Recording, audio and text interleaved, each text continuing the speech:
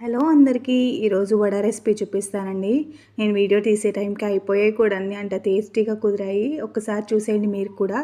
ఇప్పుడైతే నేను ఒక మినప గుండ్లు ఉంటాయి కదండి, అవి నానబెట్టేశాను.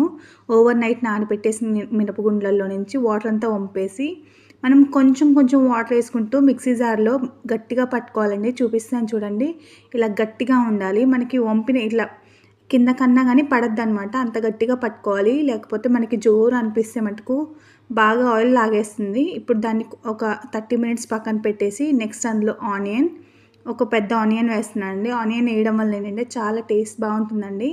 నెక్స్ట్ జీలకర్ర వేస్తే పచ్చిమిర్చి కూడా వేసుకోవచ్చండి, నేనైతే ఇక్కడ వేయట్లేదు. అండ్ కొంచెం ఉప్పు అండి, ఇక్కడ నేనైతే ఏ సోడా ఉప్పు కూడా యూస్ చేయట్లేదండి.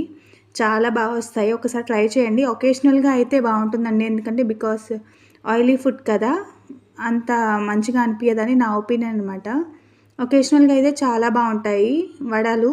ఇప్పుడు చూసారా, ఇప్పుడు మనం నార్మల్ కవర్స్ ఉంటాయి కదండి, దాని మీద కొంచెం వాటర్ స్ప్రెడ్ చేసుకుంటూ ఆయిల్లో వేసుకోవాలండి. ఇట్లా లైట్గా స్ప్రెడ్ చేసుకొని కొంచెం పల్చగానే ఒత్తుకోండి. మనకు ఆయిల్లో వేస్తే ఏంటంటే కొంచెం ఉబ్బుతుంది.